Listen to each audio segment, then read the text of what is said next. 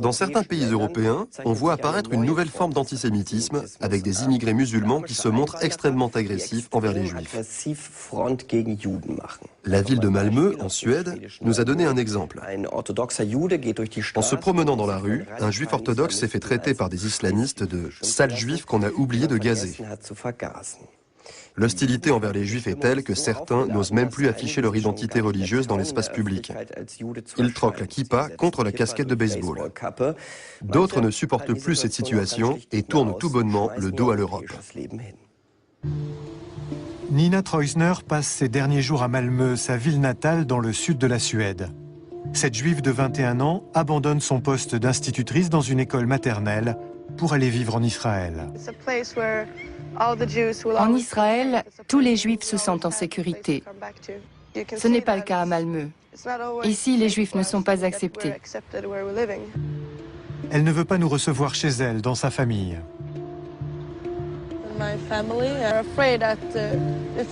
Ma famille a peur de se faire repérer. Quoi que tu fasses ici, tu prends un risque. Nina et sa famille ont peur des musulmans de Malmö qu'ils jugent violents. À première vue, ça peut paraître excessif dans un pays tolérant comme la Suède. Mais il y a 2 ans, lors de cette manifestation liée à la guerre à Gaza, la jeune fille a été témoin d'une scène qui l'a profondément marquée. Des musulmans ont attaqué des juifs. Les policiers nous ont dit « Nous ne pouvons pas vous protéger, dispersez-vous ». Mais ce sont les autres qu'ils auraient dû chasser, pas nous. C'est la goutte d'eau qui a fait déborder le vase. Ici, la situation ne fait qu'empirer. Eux sont de plus en plus nombreux et nous sommes de moins en moins. À Malmö, de plus en plus de musulmans assistent à la prière du vendredi. Parmi eux, des demandeurs d'asile originaires d'Irak, de Somalie, d'Iran, de Bosnie et de Palestine. Mais nous ne trouvons pas de fondamentalistes islamiques qui chassent les juifs. On nous dit qu'ils prient dans des caves. Nous rencontrons Ala Eddin Al-Kout. Ce demandeur d'asile palestinien est membre d'un forum municipal qui a pour vocation le dialogue et la réconciliation entre juifs et musulmans. Certains juifs condamnent tous les musulmans en bloc. On retrouve le même comportement chez certains musulmans qui considèrent tous les juifs comme des Israéliens. Nous essayons de lutter contre ce genre de préjugés et d'images erronées. Mais chaque fois que le conflit au Proche-Orient s'embrase, dans le quartier de Rosengard, les esprits s'échauffent contre les juifs. Les musulmans sont ici majoritaires. Ils représentent 1/6 de la population de Malmö, soit 50 000 personnes pour une communauté juive qui compte 700 membres. Leur président, Fred Kahn, nous montre tout un arsenal de mesures de sécurité. L'entrée du quartier, qui abrite une école maternelle, est surveillée par des caméras. Tout ce dispositif étant bien sûr financé par la communauté juive. Certes, depuis 1 an, les agressions antisémites régressent à Malmö. Mais Nina ne veut plus vivre dans ce climat-là. Je le comprends dans une certaine mesure. Mais nous aimerions que nos jeunes restent ici, à Malmö. Nos hommes politiques ne prennent pas de responsabilité pour nous. Ils sont du côté des musulmans. Il y avait de l'antisémitisme dans ma jeunesse. Mais quand un incident se produisait, toute la société nous soutenait. Et c'est bien ce que déplore Nina.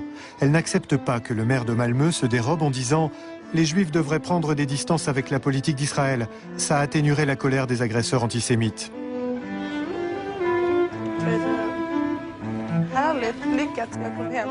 Nina fait ses adieux à ses amis.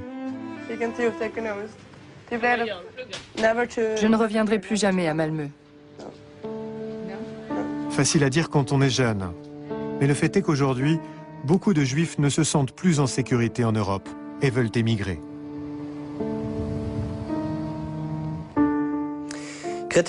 Les détracteurs ont beau jeu de dire que partir, c'est donner raison à l'antisémitisme. Ils n'ont pas à supporter toutes ces hostilités. On estime que 30 familles ont déjà quitté la Suède. La plupart se sont installés en Israël ou aux États-Unis, les 2 pays qui comptent le plus grand nombre de Juifs au monde, soit plus de 10 millions au total. Il n'en a pas toujours été ainsi. C'est avant tout une conséquence de la Shoah, mais aussi de l'expulsion des Juifs d'Europe de l'Est. Pour y voir plus clair, voici les chiffres. Avec près de 10 millions de Juifs, l'Europe était le centre religieux et culturel du judaïsme jusqu'en 1939. La plupart vivaient en Pologne et en Russie. La Shoah a fait 6 millions de morts parmi les Juifs. En outre, des centaines de milliers ont fui ou ont été expulsés de Russie et de Pologne, même après la Seconde Guerre mondiale. Aujourd'hui, l'Europe n'abrite plus qu'environ 1,5 million de Juifs. La plus grosse communauté, soit près d'un demi-million, vit en France. Seul Israël et les États-Unis en dénombrent davantage.